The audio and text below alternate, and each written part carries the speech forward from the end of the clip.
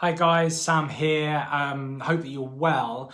I wanted to talk today about just the property market as a whole. It's been 2 weeks now since we got the good news, I suppose, that the property market was back open and up and running again. And that everything was just going to go magically back to normal. And today I just want to talk to you about why that isn't going to necessarily happen overnight, the reasons for that, and why don't get too upset about it. So if you haven't already subscribed to my YouTube channel, please do so by clicking below, and then you'll get notified of all future videos that I do and put out on my YouTube channel. So getting back into it then. So yes, we got the news 2 weeks ago that the property market was back open for business. Mainly, this was pushed by the fact that the government were giving the go-ahead for physical valuations to take place again. And there was a big backlog of applications. There was a factoid that I saw that came out. There was something like £82 billion worth of finance applications were sitting in application stage, waiting to go ahead.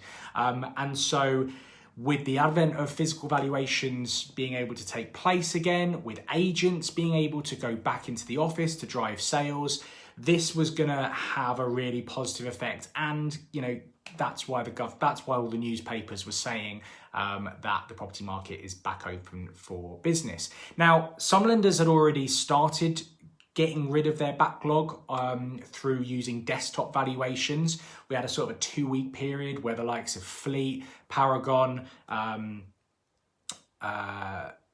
Kent, Precise, a lot of these lenders were open for business again and using desktop valuations.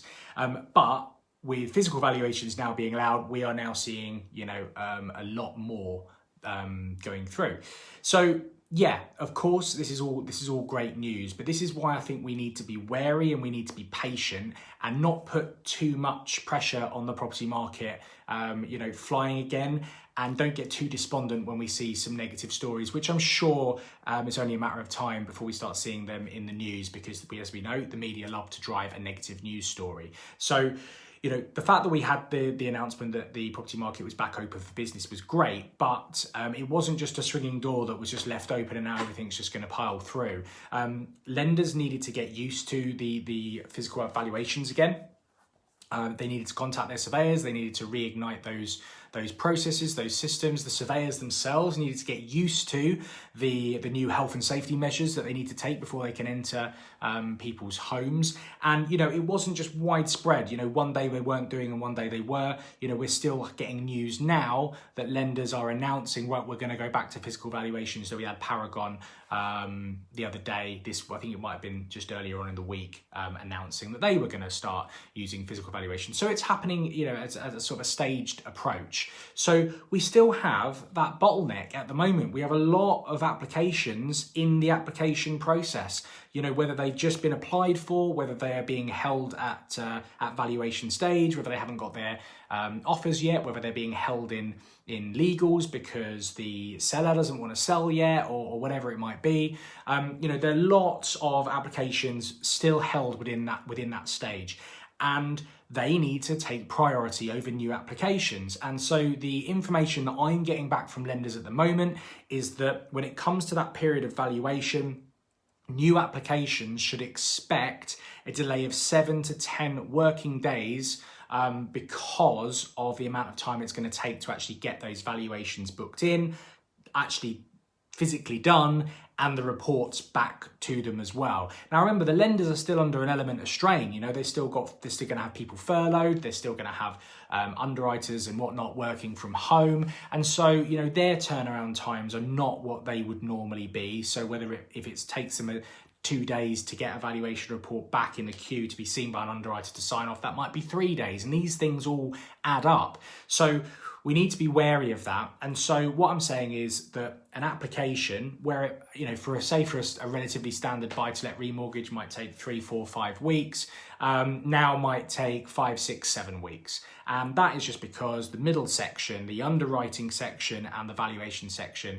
are just going to take a little bit longer at the moment whilst we get ourselves underway. The good thing is, however, is once that backlog is cleared, and I'm sure it will do, it might take a couple of months. So we're at the end of May now. It might be June, end of June, July, maybe even slipping into August until we're seeing that transaction numbers really are, pushing ahead and really gearing up again. But once that backlog is cleared, we really are hopefully going to see things start flying. Now, the only thing that might hold that back is that, at the moment, it's a case of a lot of valuers might be looking at pre-COVID sort of valuations and house prices. So that's probably going to be a good thing. By the time we get to that 2-3 month period down the line where the backlog's been cleared, what we're going to see maybe is, that the market has dipped, and as a result of that, the valuers then are downvaluing properties compared to pre-COVID, and we're starting to realise that dip in terms of the applications that are coming through. So it's something to kind of, I suppose, be wary about towards the back end of the year. And I am going to put a video out soon about why it's important to refinance now and not maybe it might be a risk to hang on. So I'll go into detail on that in a future video. But the purpose of this video really was just to talk about that backlog, why we need to be patient.